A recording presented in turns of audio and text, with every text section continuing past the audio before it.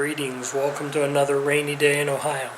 I'm a little embarrassed. One of my viewers asked me when I thought I would have this engine running, and I told him I thought within 30 days. And 30 days has come and gone, and I've got next to nothing done. Seems like there's always something comes up that takes my focus away from what I want to do. But I bought the Nova a long time ago. And then shortly thereafter, my father-in-law passed away, and my wife ended up getting his 1971 Mercedes. And so that took a lot of time between, they're a couple states away, and getting that car and the parts car that came with it, getting them home. And then we took the body panels, the best body panels between the two, and got the one car going. Body work, paint, mechanical work. We spent a lot of time and money getting that Mercedes going, but that's okay. It's my wife's, and it's a tribute to her dad and mom. So we got it going. I thought I was going to get started back on my Nova and motor and actually started tear down, and then I bought that silly Jeep, which, right or wrong, I bought it, got it going. My kids have been learning to drive a stick shift with it. Since then, I've been focusing on getting the stroker motor going, and I'm starting assembly. But I have traded for, I think it's a 1995 F250 four-wheel drive, 7.3 IDI diesel engine, 5-speed transmission with a completely rotten frame. It is not drivable as is, and the cab's rough, the wiring shot, but I got it just for that IDI diesel engine and the idea of maybe putting it in the transmission in another project down the road. After that, a buddy of mine has a 2002 Suburban, and reverse went out on it, which I guess is a common problem with those 4L60Es, but it's got the LM7 LS engine in it. It was his daily driver until reverse went out, and the junkyard was only going to give him $200 for that vehicle, and he wanted to know if I wanted it. So I picked that thing up, and I've got it sitting in another location. So I've got my 7.3 IDI diesel at another location. I've got this LM7 engine at another location. I've got my stroker engine that I need to be getting finished and into my Nova. And then today, my neighbor calls me, and her zero-turn mower quit working. She thinks she ran it low on oil and it seized up. She says they were trying to mow and it just started bogging down and just all of a sudden seized up solid. And she immediately went in and ordered a new one. My neighbor actually gave me this Craftsman zero-turn mower. So I pushed it in today, and I'm sure that'll be a future project. Looks like we've got a 21 horse engine. I don't really know anything about them, but I'm assuming if she ran it low on oil that it's probably spun a rod bearing. But we'll probably be tearing that down and seeing if we can fix it and get it running. It's actually a very nice mower, and I would have purchased this from her, but she refused to take any money. So I did finish mowing her yard for her. But this whole working on engines and mechanical stuff, it can get to be an addiction and maybe even a sickness. I know my wife shook her head when I pushed this mower in.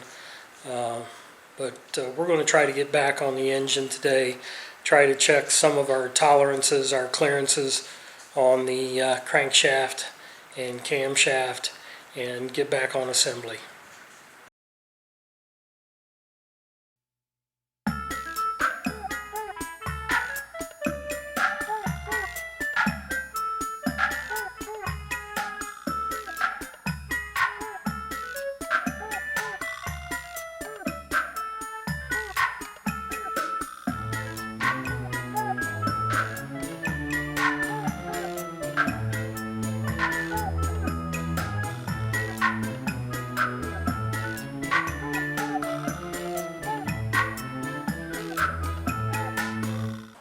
I got my crank final washed and sprayed down with WD-40, and the next thing I have to do, I've got all my bearings in, I've checked my clearances, and I just got to get my rear main seal in, and then I'm ready to lay this crank. So that's my next project, is getting the upper rear main seal in.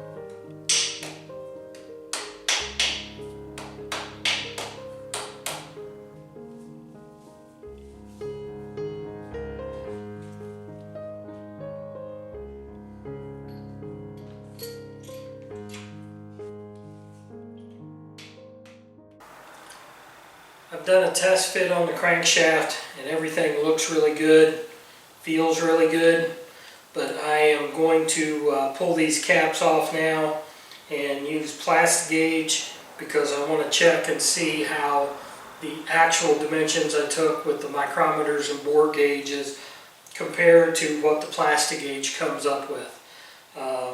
So that's going to be my next step, is pulling these caps off, putting the plastic gauge on, torquing them back down, and then verifying what kind of reading I have on the plastic gauge.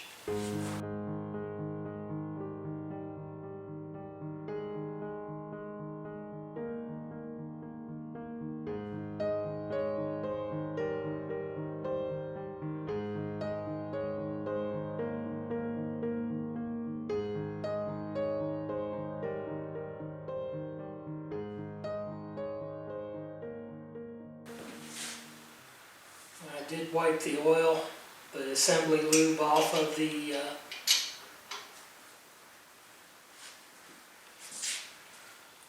crank and off of the lower bearing.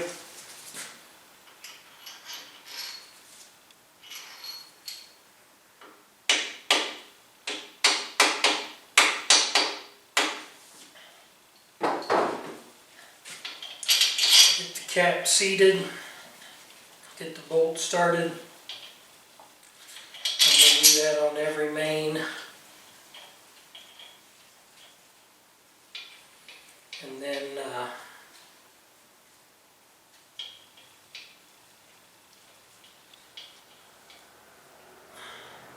I'll torque them down. I do have, my final assembly will be using ARP studs, but I didn't want to torque and loosen it up and retorque the ARP studs, so I'm using the original main cap bolts for this process, and then the final assembly will be with the ARP main studs.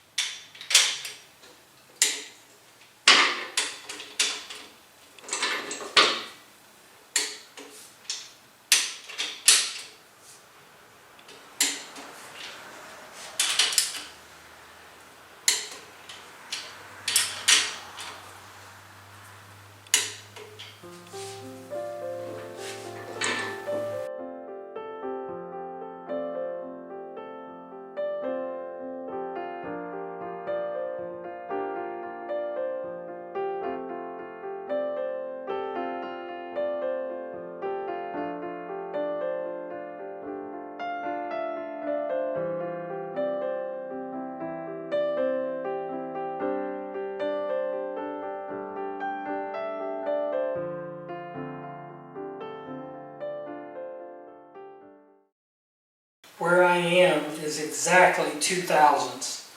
This is graduated into 3/1000ths, 2/1000ths, 1.5, and 1.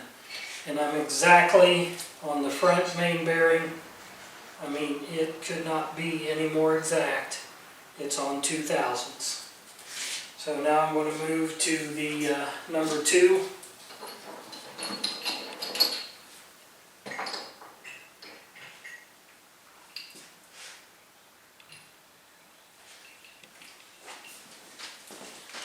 Where I have a little better lighting.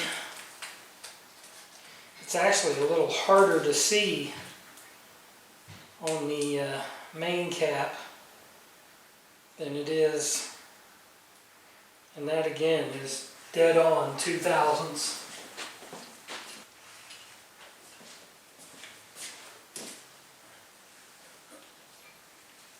Number 3 also is 2/1000ths. It might have been just a shade over 2/1000ths.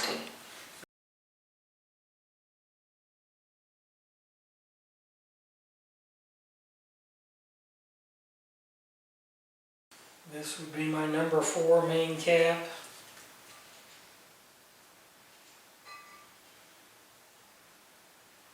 $2,000s.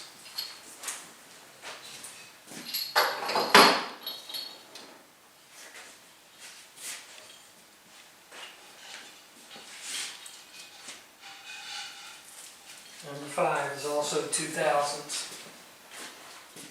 So I have 2,000s clearance. Okay, I'm getting ready to put my crankshaft in.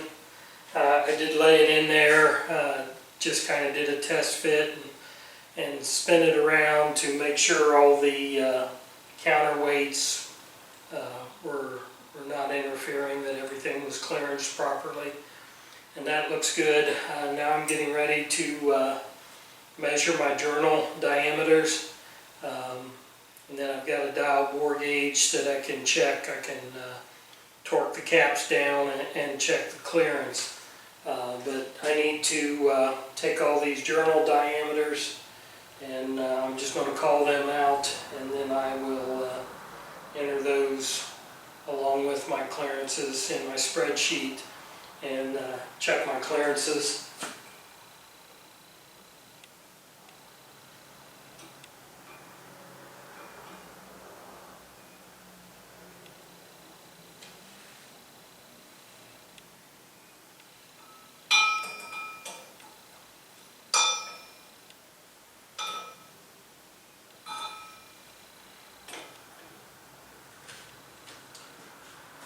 Okay, all my main journals are the same, and they measure 2.4485 inches. They're 1.5 thousandths shy of the standard 2.45. So 2.4485 is what the main journals measure.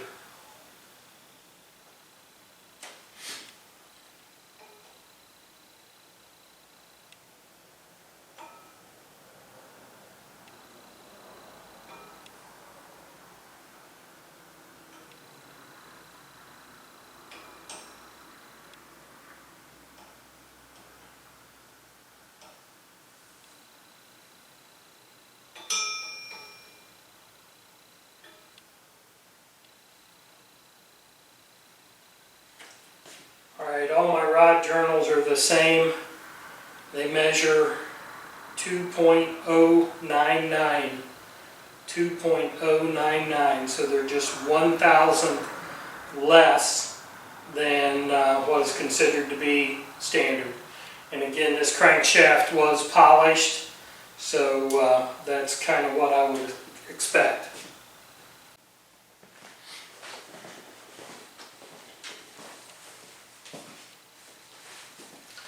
Okay, I went in and checked my dimensions that I took with the bore gauge versus what I just took on the journals, and I have 3.5 thousandths clearance on all my main journals. So I think the spec is 2 to 4. I have 3.5. Need to put my rear main seal in before I lay my crank. This is a Felpro rear main seal, and it does say to install this offset. There is a little lip. That lip goes to the inside towards the oil.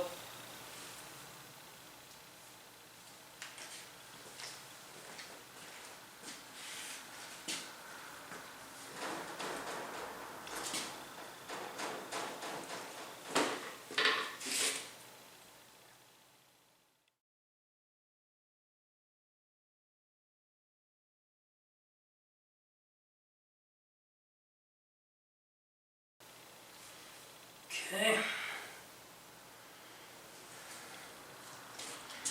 Next thing I need to do is get in I've got an ARP main stud kit, and so I'm going to get all those ARP main studs put in with the molly boot.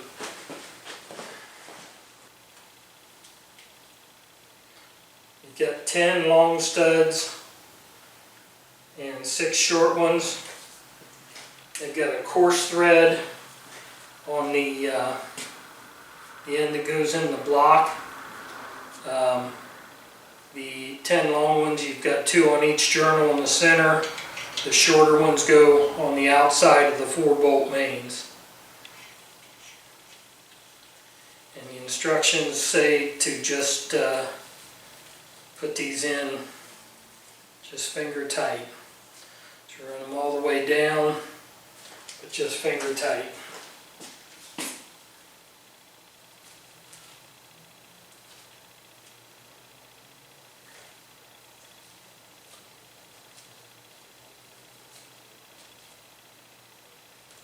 This moly loop goes on the threads and on the caps and on the washers on the bottom of the nut.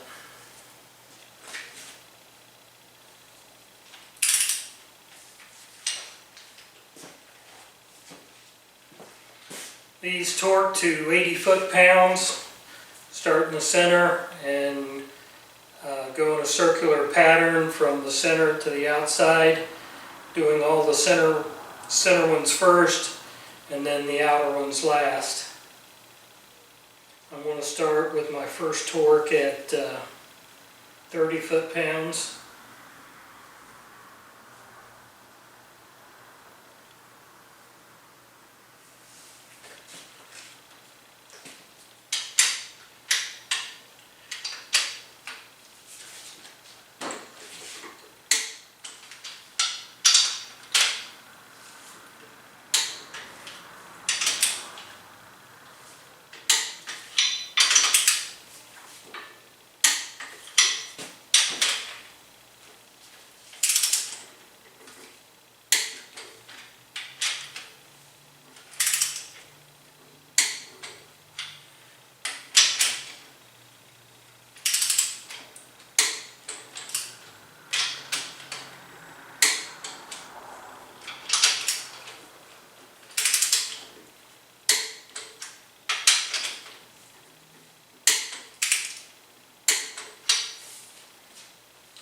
We'll go ahead and get the outside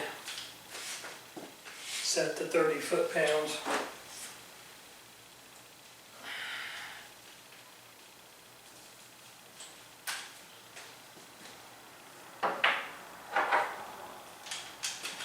Same thing, starting in the center and working out in a circular pattern.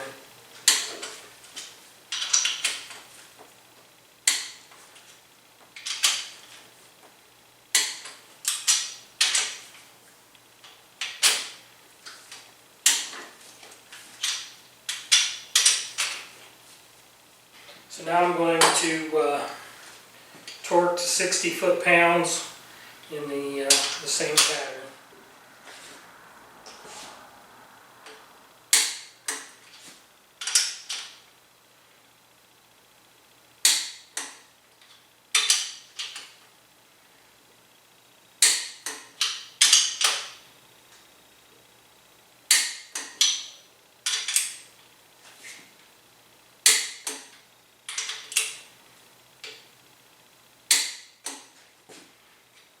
Now we're going to do the final torque sequence at 80 foot-pounds.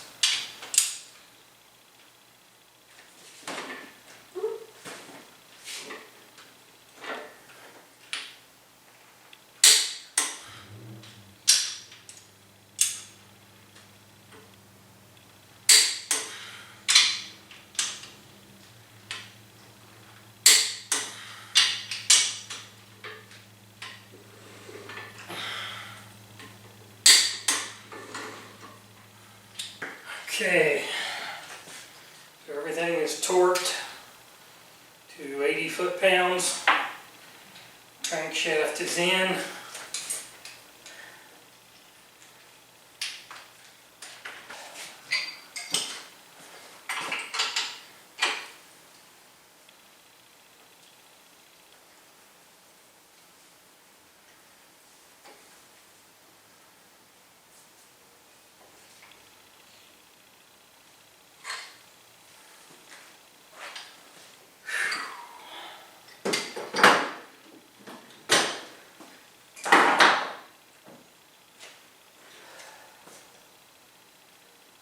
That'll do it for tonight.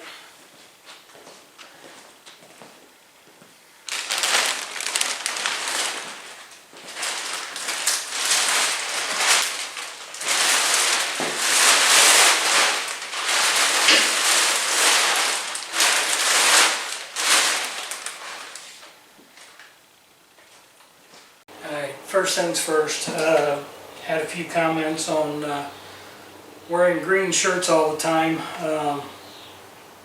I actually have 6 of this shirt.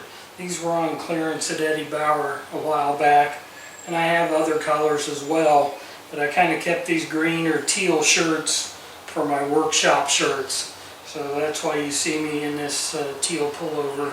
Like I said, I have 6 of them. I just went in and raided my wife's kitchen cupboard and found this Rubbermaid bowl. This is what I'm going to use to soak my lifters in. I know it seems like everything in engine building is controversy. Some people say soak your lifters, others say don't. But I'm using hydraulic flat tappet lifters, and I am going to soak them at least overnight, maybe longer. Depends on when I get to the point of being ready to put those in.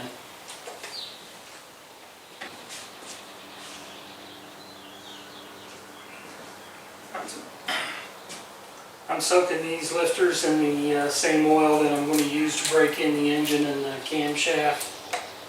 It's Cam's break-in oil, 15W50.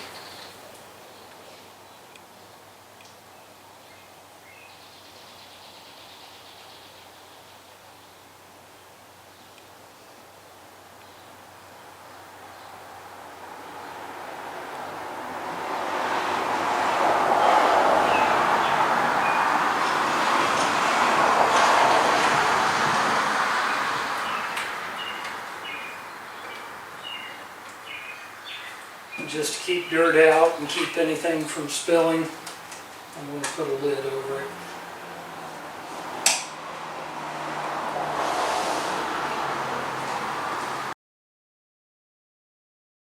Alright, the next thing I'm going to do is install my camshaft. I don't have my pistons or rods in yet, but the reason I want to get my camshaft in, being this is a stroker engine, one of the things I have to check is as I rotate this, I've got to watch for the connecting rods hitting the cam.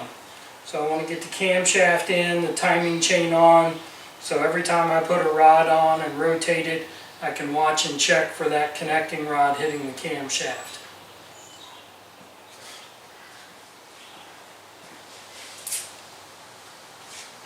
Got a bullet camshaft. It came with assembly grease. It says driven racing oil. Evidently is the manufacturer of this grease.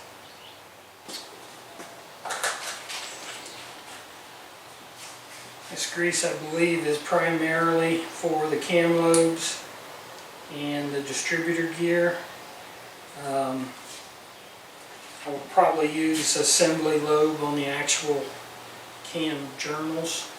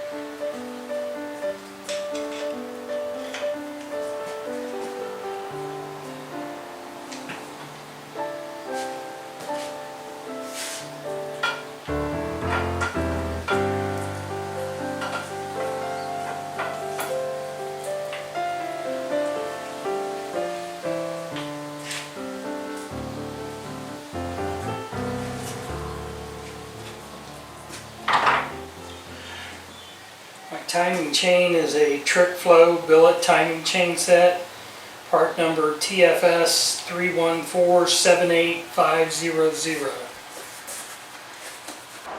I don't know if you can see this or not, but this crankshaft gear has 9 keyways in it, and that's so you can advance or retard the camshaft by using your crankshaft key.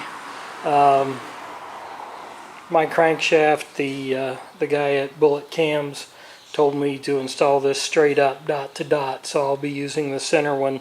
The 0 will be where I set my the keyway that I use on this.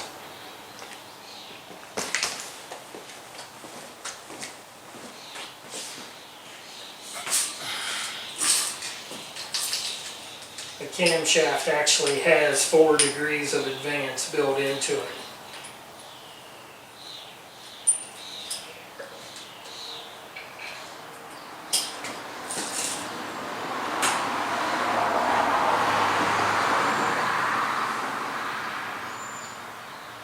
There's a chamfered side which goes towards the back, and then the outside has the writing on it that tells you the retard or advance settings.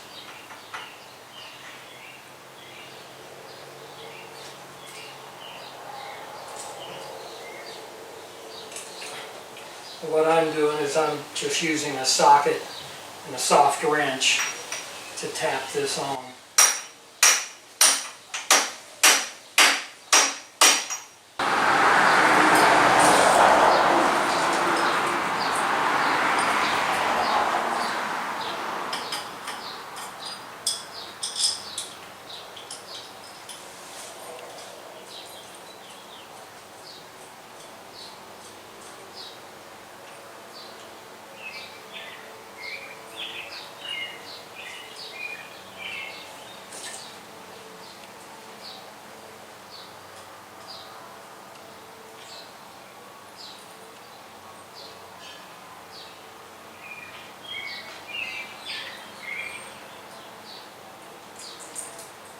Okay, I've got my dots lined up. Take this off and put my chain on now.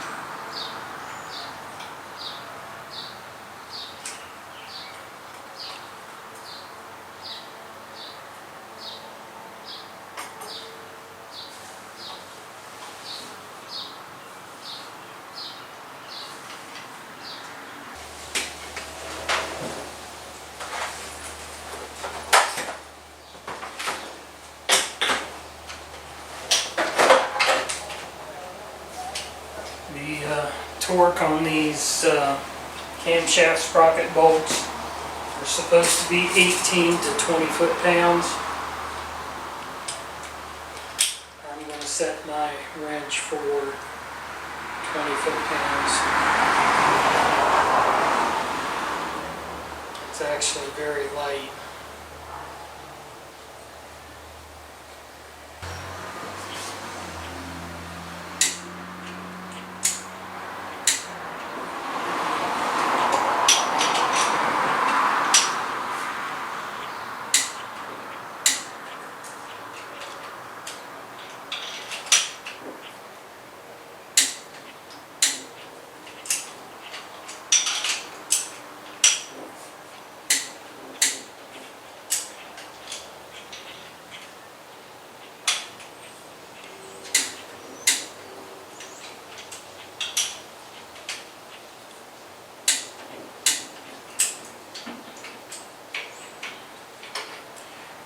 camshaft timing chain are installed.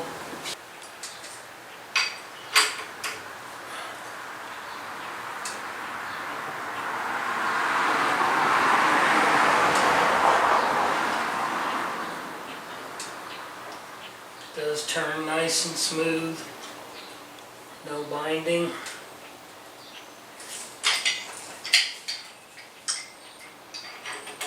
Just going to double check, make sure my camshaft is dot to dot, and it is.